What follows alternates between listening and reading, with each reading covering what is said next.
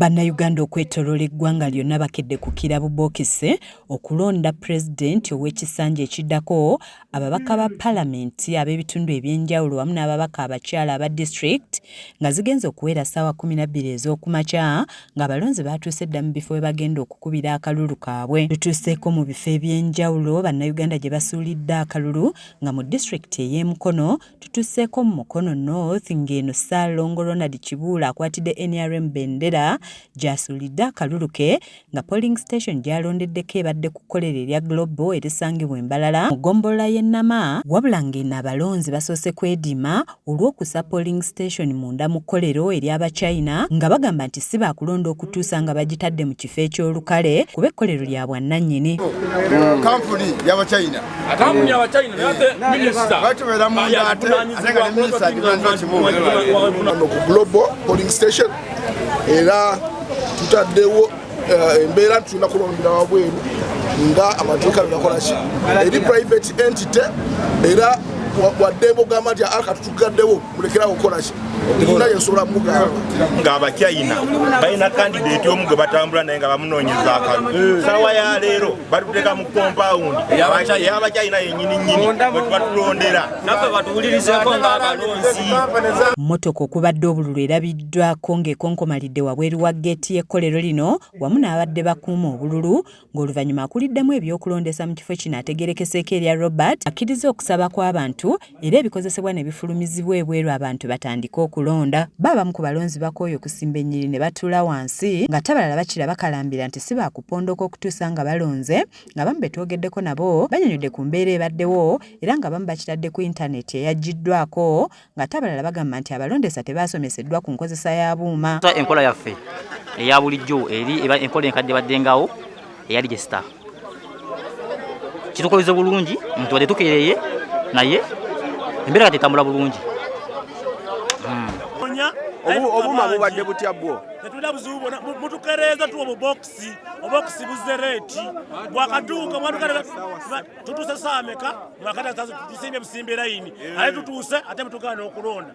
Oluvannyuma okulonda kutandise ku ssaawa 4:30 wabula ng'obwedda bamala obudde bungi nga banoonya amannya ku nkalala era nga kino kiviiriddeko abantu okwerya omuguju kyokka babadde baakagabako obukonge nga 2 ate ne bajjukira nti bokisi z'obululu tebaazisibyeko seal ate ne basooka bazisibe ekitutte akaseera. Okugaba obululu nga kutandise basoose n'abakadde nga babadde n'obuzibu obw'okulaba n'okuwandiika bakira bayambibwako bazzukulu baabwe ababadde babagololera omuntu gwe babadde baagala okulonda nga n'abakakiiko k'ebyokulonda bakira baliko be balambika ku ngeri gye balina okulondamu. Honorable Kibuula atuuse ku ssaawa 5:35 ng'ono alabiddwako ng'abuuza ku balonzi be baasanze mu nnyiriri oluvannyuma naye abeegaseeko n'afuna obukonge ng'ono alondedde ku polling station eya Kemark.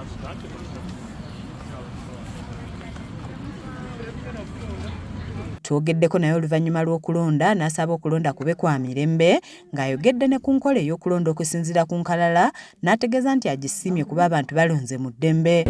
Kubanga tutandise bulungi wadde tufunye okwennyamira mashini ezitakoze oba oliawo kitukeereeseza okulonda.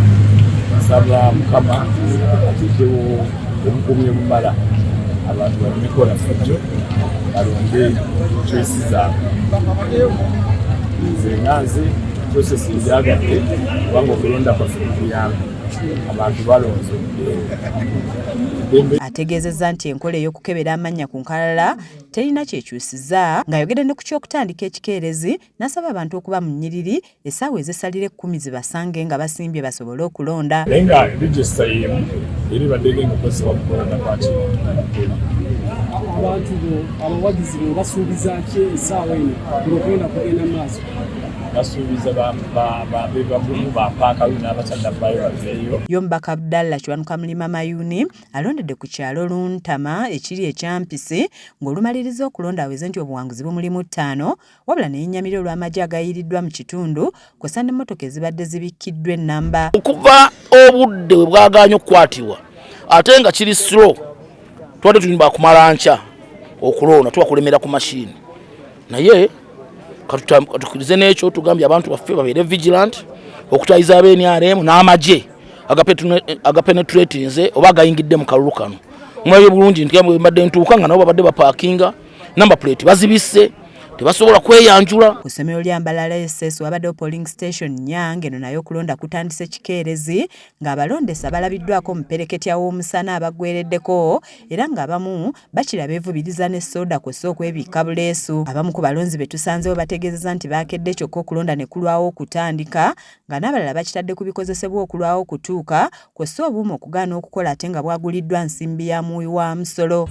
Kulonda wano ku Mbalala SS Mbalala Kasenge wakedde okujja okulonda okusula akabiri naye tuluddewo omusana nga gutooca bikozesebwa biruddewo okutuuka abalonzi bajjumbidde babaddewo bulungi naye tuluddewo kubanga n'enjala etulimiddewo abaakedde tusobodde kufuna byakulya mu tutandise mu kikeerezi kale nkosoleddewo okugezesawa nga kisinya naye tubifunye era tugenzi kugenda mu maaso sawa zino abantu balonda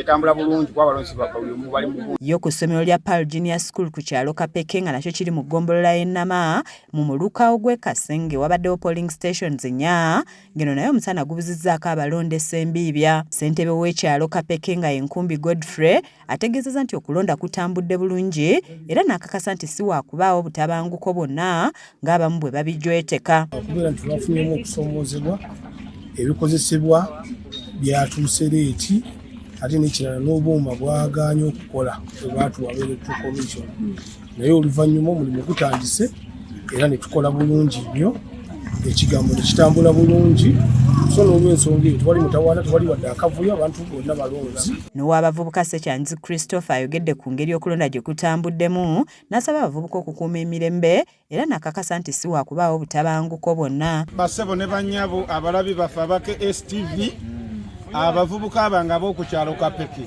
mbakubiriza kino nti teri kisinga bulamu bwo teri kunoonya kubanja kalulu era singa wali oyagala kubanja kalulu wali ogenda mu byokwerinda akalulu gavumenti yatugambye tulonde tudde waka so n'olw'ensonga eyo mbaagaliza emirembe tukuume emirembe abavubuka.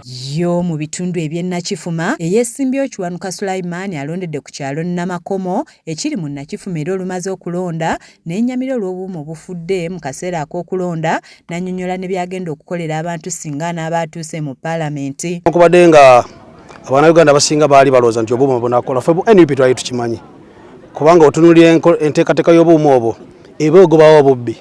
Ffe twebuuziza nti Museveni ekyaleeta akuuma akasobola okugobawo obubbi. Ffe twateekerateekera embeera eno era abantu baffe tubadde tubagamba nti oba akuuma weekali oba tekaliiwo mulina okulonda.